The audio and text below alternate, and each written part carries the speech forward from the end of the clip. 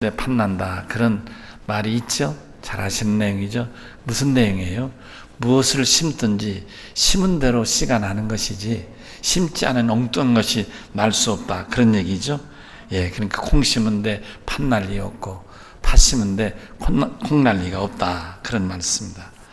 결국 이 말은 오늘 말씀의 제목처럼 만사는 심은 대로 거둔다. 아멘이시죠? 오늘 본문에서도 심은 대로 거둔다. 하나님은 만물이 여김을, 하나님은 사람이 아무리 속이려 해도 속아 넘어가는 분이 아니다. 사람이 자기가 스스로 속을지라도 절대로 하나님은 속지 않으신다. 심은 대로 거둔다. 아멘. 예수 믿은 자가 천국 가는 거지, 예수 안 믿고 예수 영접하지 않고 믿는 척해서 천국 갈 수 없다 그런 얘기다. 아멘이시죠? 오늘 말씀. 사실 심은 대로 거둔다는 말은 어떻게 들으면 자연의 법칙입니다. 그렇지 않습니까? 이런 면에서 보면 믿음의 법칙 중에도 자연의 법칙이 적용되는 경우가 있습니다. 여러분 오해는 없기를 바랍니다. 믿음의 법칙은 다 자연의 법칙이냐? 아니죠. 절대 그렇지 않습니다. 그러니까 믿음의 법칙 중에도 이렇게 자연의 법칙 같은 콩 심되 콩 나고 팥 심되 팥 난다. 땀 흘린 자에게 수고의 대가가 있다. 그런 말씀인 것입니다. 믿음의 사람이 추수 때에 거둘 열매는 다른 것을 거두는 것이 아니라 농부처럼 살아생전에 축복의 씨를 많이 심으면 많이 거둔다 그런 말입니다. 마가복음 4장에 보면 예수님께서 그 씨 뿌리는 밭의 비유를 하셨어요. 여러분 기억하실까요? 첫째 밭은 길가밭, 둘째는 돌짝밭, 셋째는 가시덤불밭, 넷째는 좋은 땅, 열매를 거두는 땅이라 했습니다. 그런데 주님께서 하신 이 네 가지 밭 중에 곡식을 거둔다는 면에서는 두 종류의 밭이 있습니다. 거둘 수 있는 밭과 거둘 수 없는 밭이 있습니다. 길가밭, 또 가시떨기밭, 돌짝밭은 열매를 거둘 수 없는 거예요. 씨를 뿌렸을지라도 거둘 열매가 없다는 거예요. 그러나 좋은 밭은 겉뿌린 대로 작게는 30배, 60배, 많게는 100배까지 거둔다고 말씀하시는 것입니다. 아멘. 농사를 지으신 분들은 잘 아실 내용입니다만은 좋은 땅이라 해서, 좋은 논, 좋은 밭이라 해서 그냥 저절로 많은 곡식, 좋은 열매를 거둘 수 있는 건 아니라는 거예요. 좋은 밭이라 해서 봄에 씨 뿌리고 1년 내내 내박쳐 버리면 곡식 거둘 수가 없어요.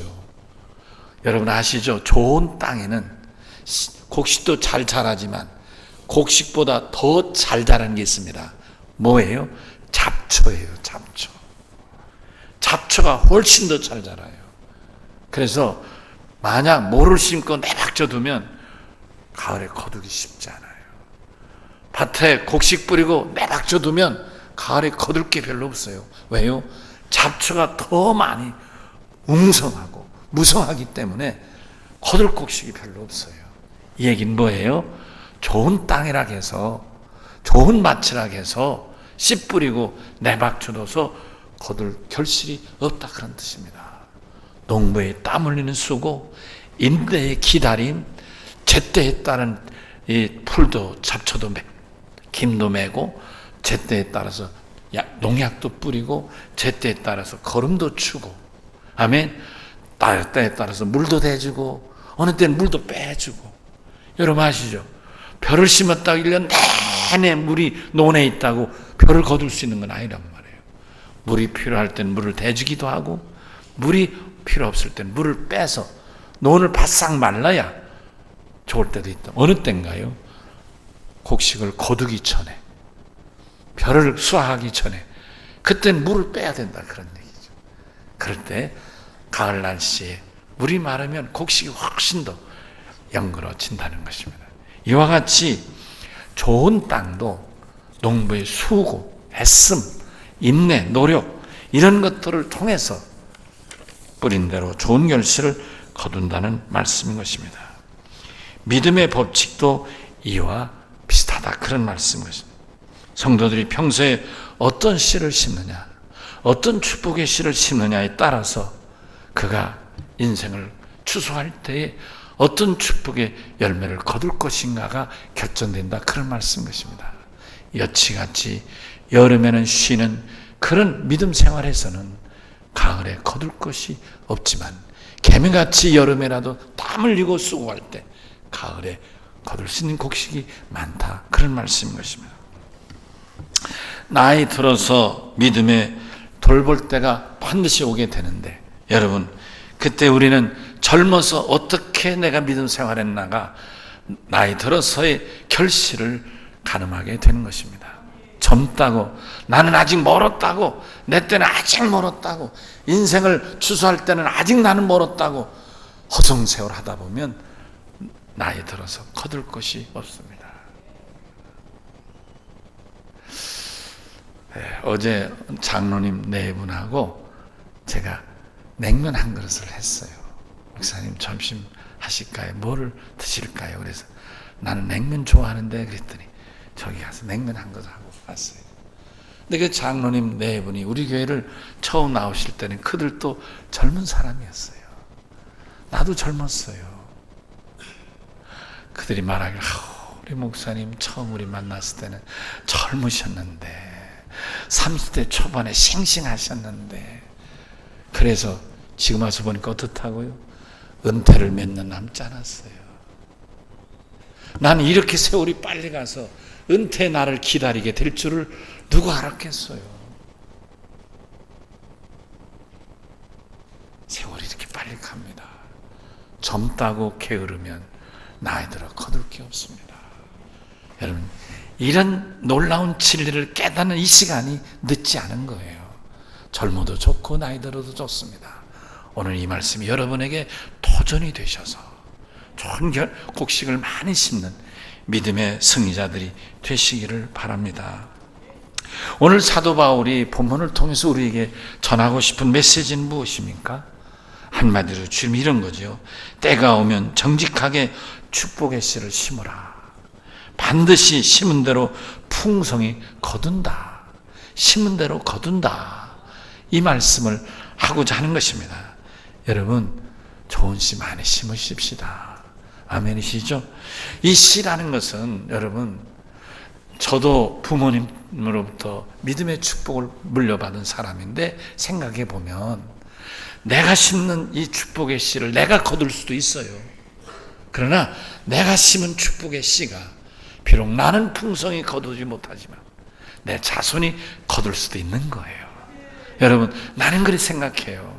나는 우리 어머님, 나를 날라 길러주신 이현순 전도사님의 이 축복의 씨가, 그리고 나에게 아내를 주신 우리 장모님 변정숙 권사님이 뿌린 씨가 나와 우리 집사람에게 축복의 열매를 거두게 되지 않는가. 아멘이시죠? 난 그런 확신과 고백을 갖고 있습니다. 내가 뿌린 씨가 우리 자손들에게 결실로 이어지겠죠. 여러분, 그렇습니다. 예외는 없습니다. 여러분, 세상의 것은 도둑 맞을 수 있는지 모르지만 하늘의 것은 도둑이 없습니다. 귀한 것 열심히 뿌리십시다. 심으십시다. 자, 그러면 본문을 통해서 몇 가지 교훈을 살펴보겠습니다. 첫째로 6절에 보니까 가르침을 받는 자는 가르치는 자와 모든 좋은 것을 함께하라, 이렇게 말하죠. 그렇습니다. 가르침을 받는 자는 자기를 가르쳐주는 멘토죠, 멘토. 요즘 그런 말 많이 쓰더라고요. 코치, 멘토 이런 용어를 쓰대요. 그러니까 코치를 받는 사람은 코치와 또 말씀을 듣는 사람은 멘토와 멘토, 멘티라고 그러죠. 예, 여하튼 영어로 말하면 멘티는 멘토에게 좋은 것을 모든 걸 같이 하라, 그런 말인 거예요. 나에게 가르치는, 특별히 하나님의 말씀을 가르치는 멘토와 좋은 것을 같이 하면 얼마나 복되겠습니까? 아멘이시죠? 그래서 오늘 여기 성경에 보니까 가르침을 받는 자는 가르친 자와 모든 것을, 좋은 것을 함께 하라고 말씀하고 있습니다. 사실 우리가 누구를 만나는 것도 중요하고 무슨 가르침을 받느냐는 것도 중요하지만 그와의 관계가 중요하다는 걸 말하는 거겠죠. 그렇죠? 가르치는 자와 가르침 받는 자와의 관계가 중요하다. 정말로 나에게 생명의 양식을 주고 또 나에게 좋은 것으로 가르치고 또 좋은 것을 인도하는 사람에게는 관계가 서로 좋아야 되겠다, 이런 말씀인 거예요. 아멘이시죠? 신뢰가 중요하다고 생각합니다. 그러니까 상호 신뢰가, 우리는 판단과 생각을 자기 중심으로 하니까 상대는 눈이 부셔서 이렇게 인상을 썼는데 다른 사람은, 저 사람은 기분 나쁘게 나만 보면 인상 쓰네, 이러면 안 되겠죠. 무슨 관계일까요? 좋은 관계가 아닌 거예요. 그렇죠? 근데 나를 보자마자 인상을 쓰리고 그 눈을 돌렸어도 좋은 관계만, 아이고 왜 눈이 안 좋은가, 갑자기 왜 저러실까, 찾아와서 혹시 눈이 안 좋으세요? 어쩐 일이세요? 걱정해 줄 수도 있을 거예요.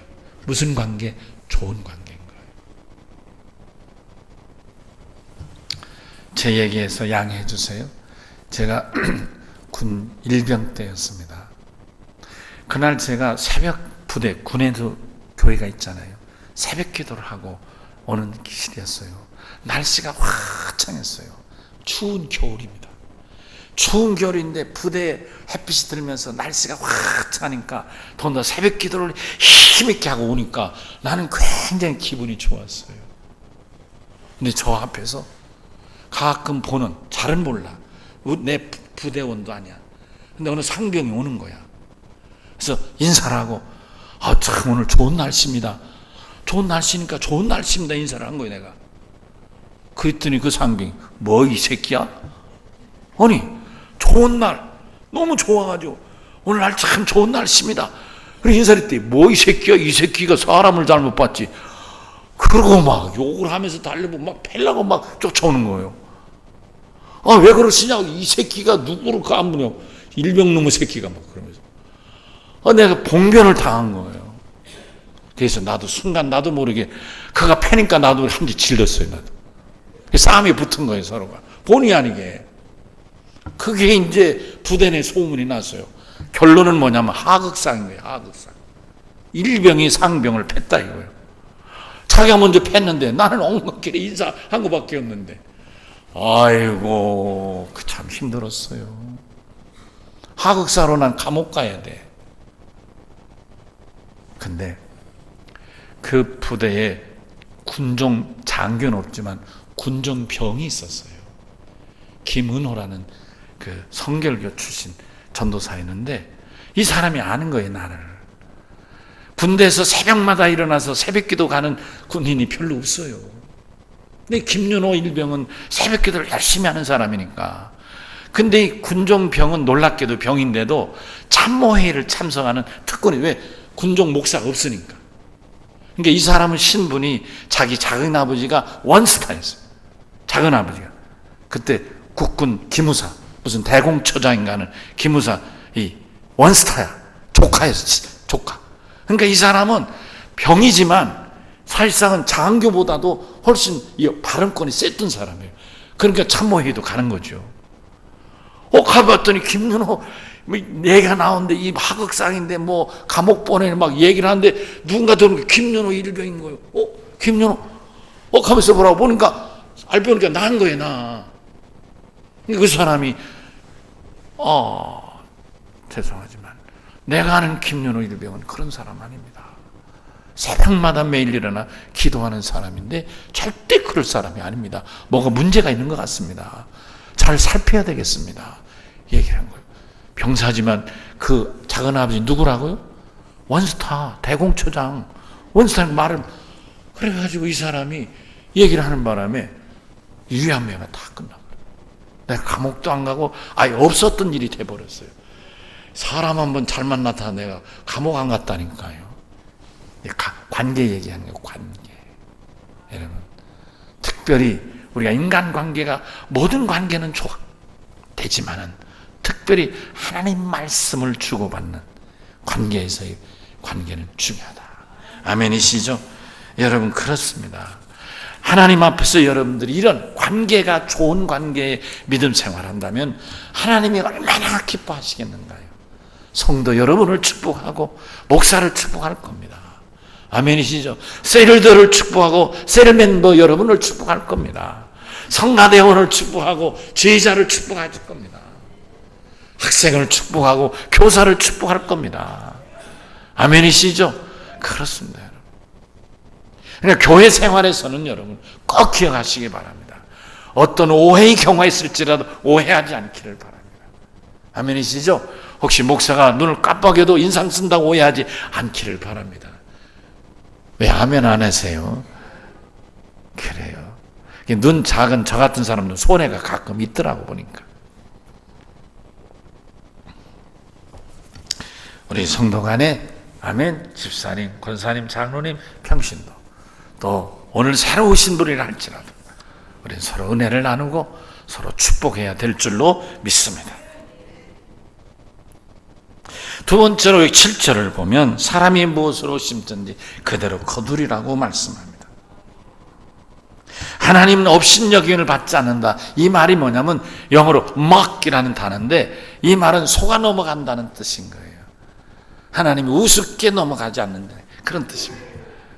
그러니까 아무리 사람이 아무도 모르게 자기 혼자만 속이는 것 같지만 자기도 스스로 모르게 속을 수 있겠지만 하나님은 절대로 속아 넘어가지 않는다. 그런 거예요. 아멘. 기도했으면 기도하는 거고 심었으면 심은 거고 아멘. 헌금했으면 헌금하는 거고 전도했으면 전도하는 거지 안 하고 할 일은 있을 수 없다. 그런 거예요. 아멘. 그렇습니다. 성령을 받았으면 받은 거지 안 받고 받은 자가 될 수 없고 아멘. 우리 인생에서는 그럴 수 있다. 가임신 예를 들면 임신하고 싶은데 임신이 안 돼. 그래서 임신한 것처럼 생각하더니 배가 불러오고 허리도 이렇게 복대도 채고 가임신을 하죠. 그럼 안 된 건 안 된 거지. 사람들에겐 그렇게 말할 수 있는지 모르지만 여러분 인간관계는 그런 일이 있을 수 있는지 모르지만 하나님 앞에서는 그럴 일이 없다. 그런 말씀인 것입니다. 특별히 사랑하는 성도 여러분 좋은 씨를 심어야 될 줄로 믿습니다. 마태복음 6장 20절에서 예수님 뭐라고 말씀하셨느냐면 너희를 위하여 보물을 하늘에 쌓아두라. 거기는 좀이나 도둑이 구멍을 뚫지 못하고 도둑질도 못한다 말씀하셨습니다. 믿음으로 심는 축복의 씨는 절대로 도둑 맞거나 강도 당할 일이 없다. 아멘. 예수님의 약속대로 좋은 씨를 심으면 반드시 좋은 열매를 거두게 되는 것입니다. 아멘. 자, 좋은 씨는 뭘까? 여기 8절에 대해서 살펴보니까 이렇게 되어 있어요. 자기 육체를 심는 자는 육체로부터 썩어질 것을 거둔다. 좋은 씨는 아니겠지요. 썩어질 것이니까. 근데 둘째로 성령을 위해 심는 자는 성령으로부터 영생을 거두리라. 사도 바울이 말한 좋은 씨란 이런 것이 아니겠는가. 아멘이시죠?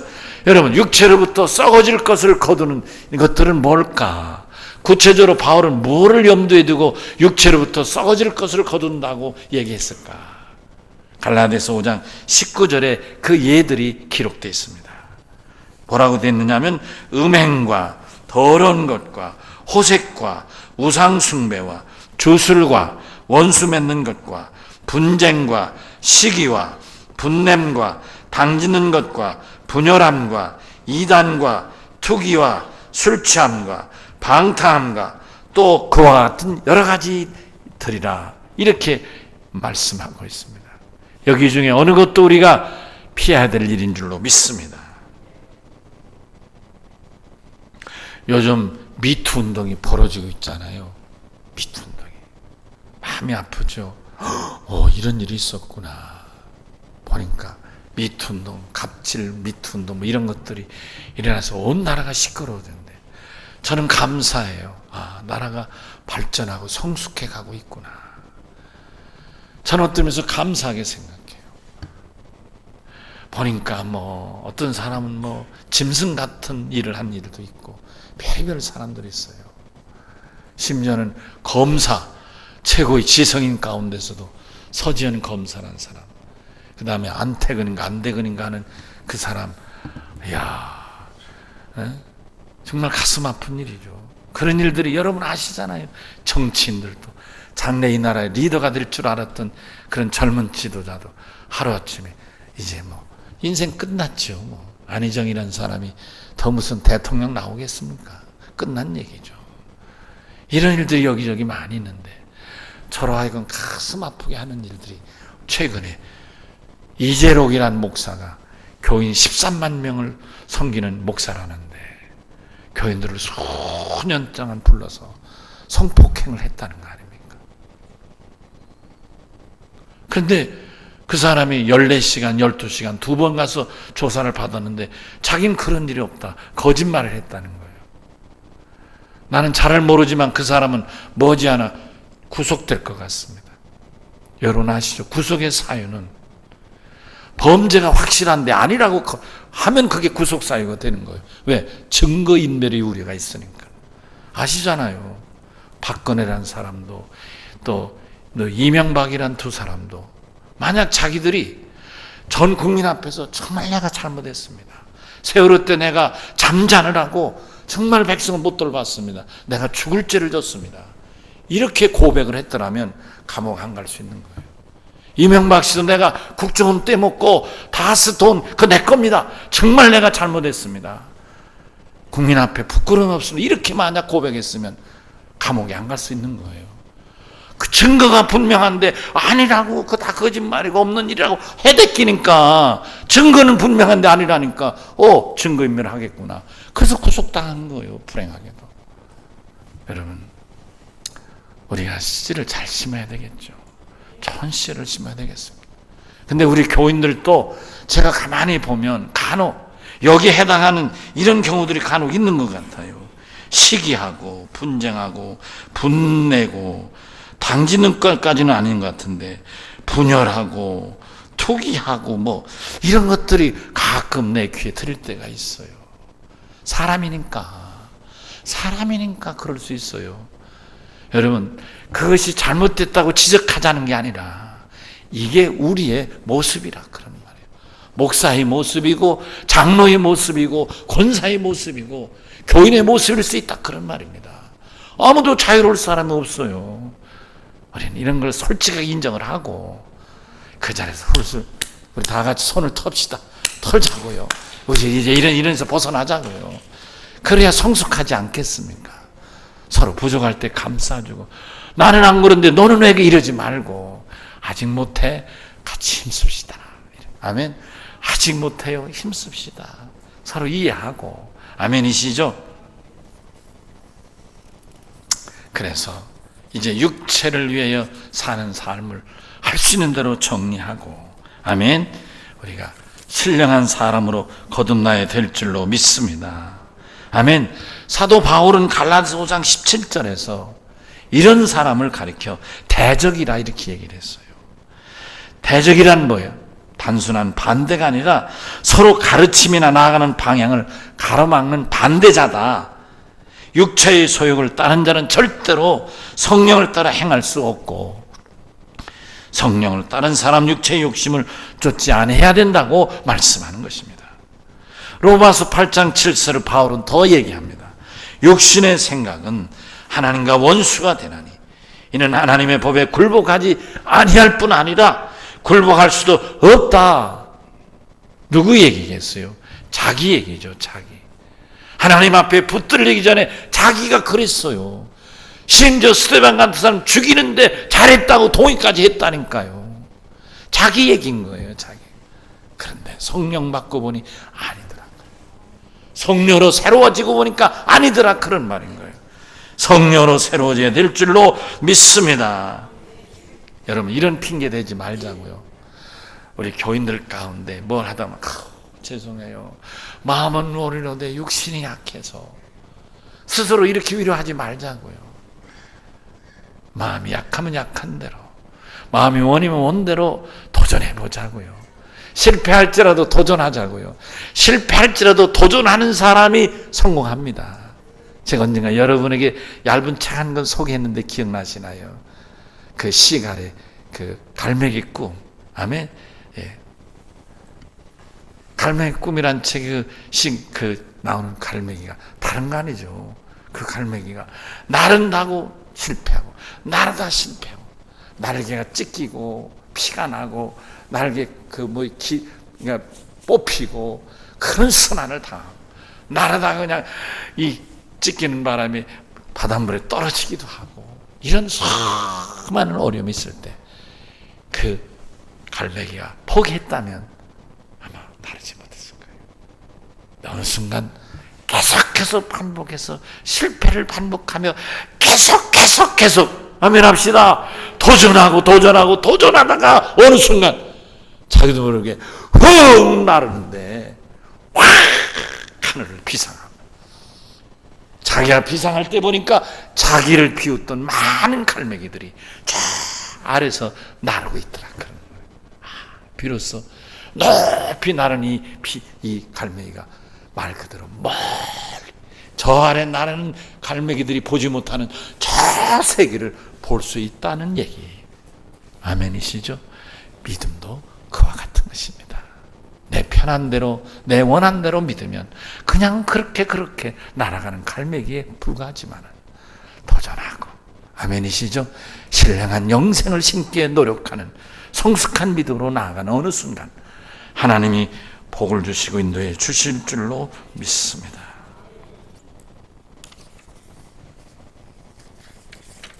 자, 오늘 본문 말씀 7절로 돌아갑니다.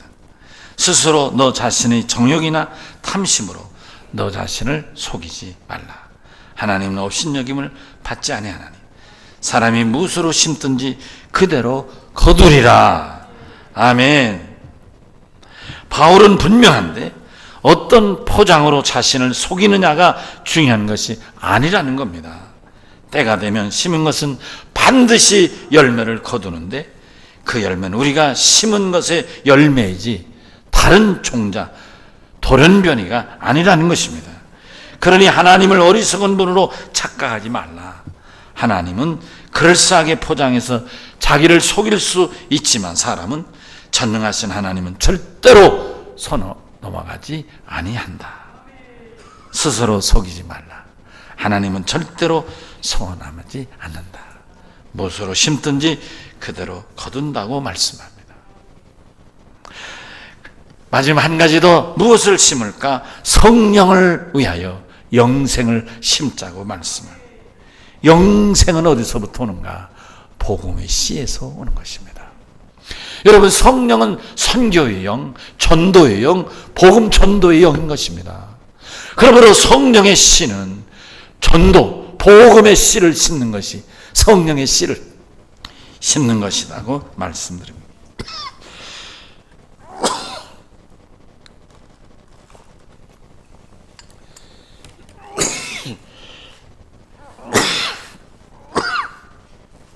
죄송합니다.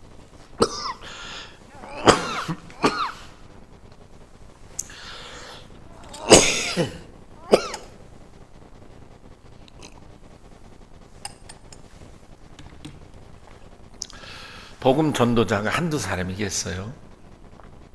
오늘 말씀하는 사도 바울을 생각해보자 하는데, 바울이 13, 14년간 목숨 걸고 전도했으니 그 전도 예를 어찌 다 얘기하겠어요? 그래서 제가 바울이 목숨을 걸며 전도했던 두 가지 예를 같이 나누면서 영생의 씨를 함께 심고자 하는 간절함이 있습니다. 첫째 장면은 사도행전 26장 24절 이하입니다. 이 말씀의 배경은 바울이 2심 재판을 받는 내용입니다. 재판장은 베스도 총독이고 재판장 옆에 있는 사람들은 아그리파 왕과 여러 귀족들입니다. 한번 생각해 보십시다. 이제 바울은 저 밑에서 재판을 받는 피고인이고 여기 높은 데에 앉은 베스토가 옆에 아그리파 왕과 귀인들을 앉혀놓고 재판을 받는 겁니다. 그리고 이제 유대인들이 이 바울을 고소한 거죠. 재판을 받는 거예요. 그 자리에서 바울은 내가 죄를 지어서 여기 있는 게 아니라 오직 유대인들이 인정하지 않은 예수, 그분이 우리 구세주이심을 전했기 때문에 내가 이 자리에 섰다. 그러므로 이 복음은 구원받는 영생의 복음이니 누구든지 여기 있는 베스토 총독과 앞에 앉은 아그리파 왕이요, 당신들도 예수 믿어 구원받기를 원한다. 이렇게 얘기를 하는 거예요. 놀랍죠? 지금 재판을 받아서 사냐 죽느냐는 이 재판정에서 이렇게 얘기를 하는 거예요. 이 얘기를 들은 베스토 총독 재판장이 듣다 하는 얘기입니다. 내용이 뭐냐면 이런 거예요. 바울아, 내가 미쳤도다. 내 많은 학문이 너를 미치게 한다. 이렇게 막 소리를 질러서 답답하니까. 베스토 입장에서 볼 때는 잘못했다고 해야 살려줄 판인데, 안 하겠다고 해야 될 판인데 그런 얘기는 전혀 하지 않고 오히려 자기들 앞에 오히려 전도를 하려고 하니까, 복음을 전하니까 미쳤다는 거예요. 여러분, 옛날에 그런 말 있잖아요. 공부 많이 해서, 너무 많이 해서 미쳤다, 그런 말 있잖아요. 바울은 대단한 분인 건 세상이 다 아는 일이거든요. 바울만큼 지식을 가진 사람이 없다는 것을 세상이 다 아는 일이거든요.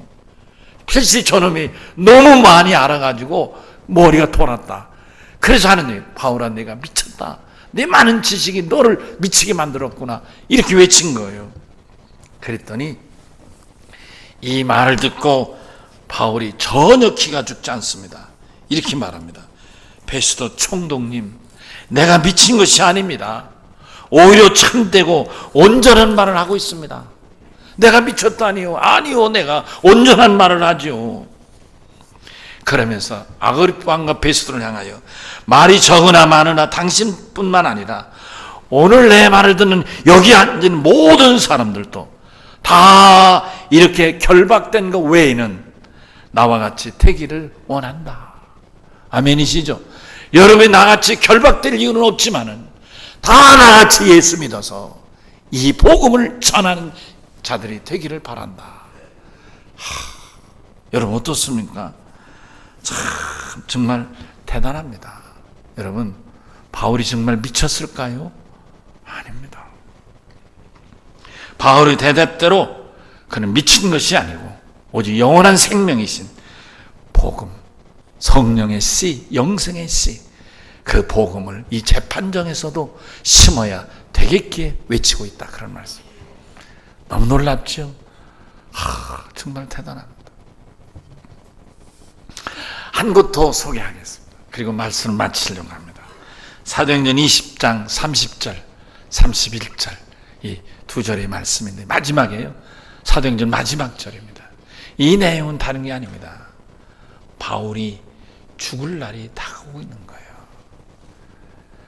로마 황제 앞에 재판을 청했고 삼심해요. 이제 자기는 언제 죽을지 모르는 거예요. 재판 날은 다가오고 있습니다. 그렇지만 그는 죽음을 두려워하지 않고 오히려 로마 시민을 향해서, 자기를 찾아오는 로마 사람들을 향해서, 재판하게 될 황제를 향해서 그는 전혀 굴하지 않고 영생의 씨, 이 복음을 증거하는 내용인 것입니다. 죽음 앞에서도 저는 두려움 없이 복음을 전했습니다. 정말 놀랍고 자랑스럽지 않습니까? 여러분, 이제 우리가 복음을 전하니 좋은 기회가 우리 앞에 나와 있습니다. 이 기회를 놓치지 않기를 바랍니다. 좀 시간은 지났지만 제가 한마디 얘기를 좀 더 할게요.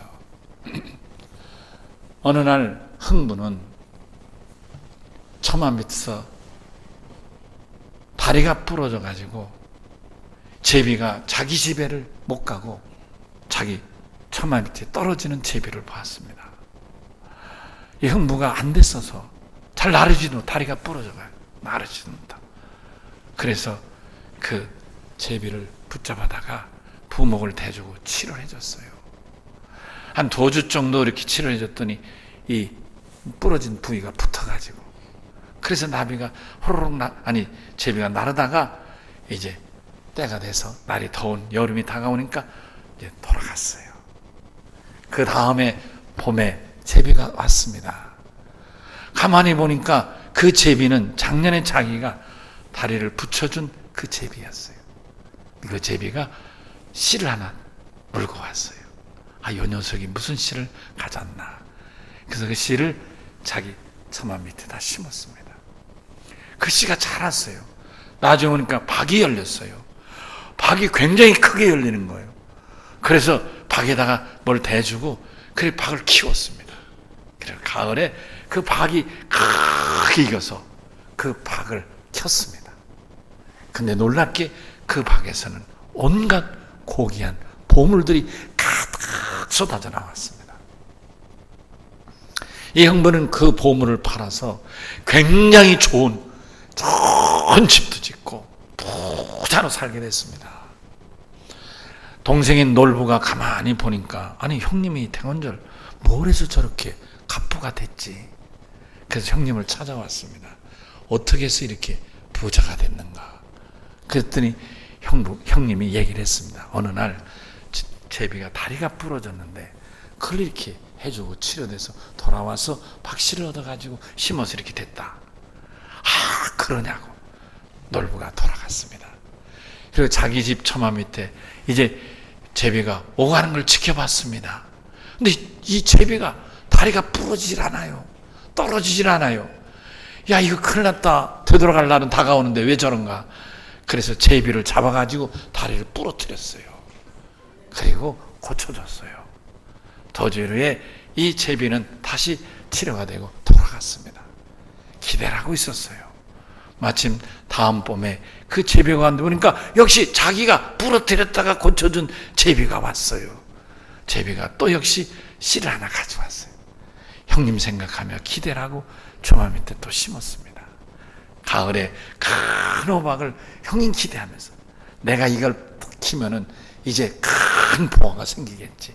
나도 부자가 되겠지. 그러고서 박을 켰습니다. 근데 박을 키고 나니까 뭐가 나왔다고요? 도깨비가 나와가지고 두들겨 맞았다는 얘기. 무엇을 심을까? 여러분, 더샵 이제 2달간 우리가 전도할 기회가 있습니다. 전도 특공대를 전경합니다. 우리 기회를 놓치지 맙시다. 복음만이 생명의 씨고 영생의 씨입니다. 사도 바울에게서 오늘 우리는 분명히 말합니다. 심는 대로 거둔다.